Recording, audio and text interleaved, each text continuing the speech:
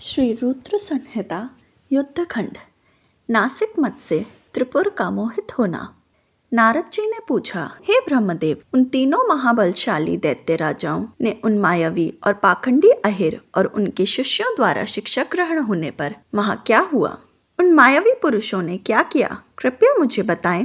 नारद जी का प्रश्न सुनकर ब्रह्मा जी बोले, हे नारद, फिर त्रिपुर के राजा ही उन मायामय शास्त्र द्वारा दीक्षित हो गए तो वहाँ की जनता क्यों नहीं होती?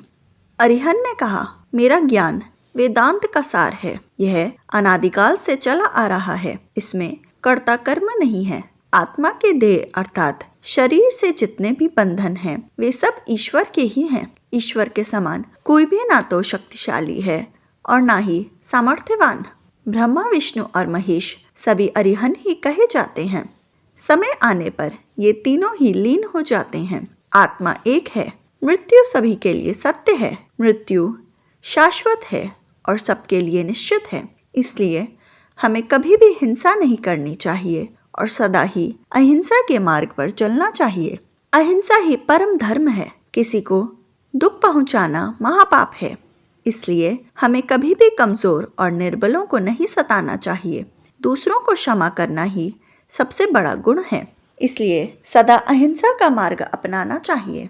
हिंसा और लड़ाई झगड़े का मार्ग हमें नर्क की ओर ले जाता है। इसलिए किसी को डराओ धमकाओ मत। सदैव विनम्रता का आचरण करो। भूखों को भोजन दो, रोगियों को औषधि और छात्रों को विद्या का दान करो। भक्ति के साथ उपासना करो। आडंबरों की कोई आवश्यकता नहीं होती। मन को शुद्ध रखो तथा 12 स्थानों की पूजा करो, जिसमें 5 कर्मेंद्रियां, 5 ज्ञानेंद्रियां तथा मन व बुद्धि सम्मिलित हैं। इसी धरा पर ही स्वर्ग और नरक दोनों स्थित हैं। अतः अनावश्यक रूप से उनकी कामना मन में लेकर अपने को कष्ट देना पूर्णतः गलत है। शांति और सुखपूर्वक मरना ही मोक्ष की प्राप्ति है। स्वर्ग की प्राप्ति की इच्छा मन में लेकर हवन की अग्नि में तिल घी की बलि देना कहाँ की महानता है। इस प्रकार उन असुर राजाओं को अपना जीवन दर्शन सुनाकर अहिर उस पूर्व के निवासियों से बोले कि मनुष्य को सुखपूर्वक निवास करना चाहिए। आनंद ही ब्रह्म है और परम ब्रह्म की प्राप्ति सिर्फ एक कल्पना है। तभी कहता हूँ कि जब तक आपका शरीर स्वस्थ और समर्थ है, अपने सुख का मार्ग ढूंढकर उसका अनुसरण करें, अन्यथा शीघ्र ही तुम पर बुढ़ापा आ जाएगा और तुम्हारा शरीर नष्ट हो जाएगा। इसलिए ज्ञानियों को स्वयं अपने सुख की खोज करनी चाहिए। मेरे इस बात का समर्थन वेद भी करते हैं। मनुष्य को जाति पाति के बंधनों में फंसकर कभी किसी को कम नहीं समझना चाहिए। सृष्टि के आरंभ में ब्रह्मा जी की उत्पत्ति हुई। उनके दक्ष और मरीचि नामक 2 पुत्र हुए। मरीचि के पुत्र कश्यप जी ने दक्ष की 13 कन्याओं का धर्म से विवाह कराया। फिर प्रजापति के मुख, बाहु, उरु, जंघा और चरण से वर्ण उत्पन्न हुए, ऐसा कहा जाता है। परंतु ये सभी बातें गलत जान पड़ती हैं, क्योंकि एक ही शरीर से जन्म लेने वाले सभी पुत्र भिन्न भिन्न रूप वाले कैसे हो सकते हैं। इसलिए वर्ण भेद को अनुचित मानना चाहिए।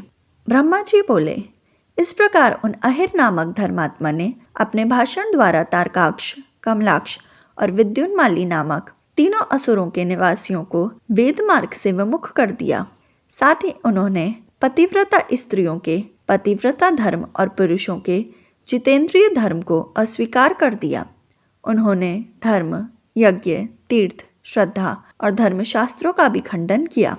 विशेष रूप से उन्होंने भगवान शिव की पूजा न करने के लिए सभी को प्रोत्साहित किया और सब देवताओं के पूजन और आराधना को व्यर्थ बताया। इस प्रकार उन अहिर ने पूर्व के वासियों को अपने झूठे धर्म और पाखंड से मोहित कर दिया।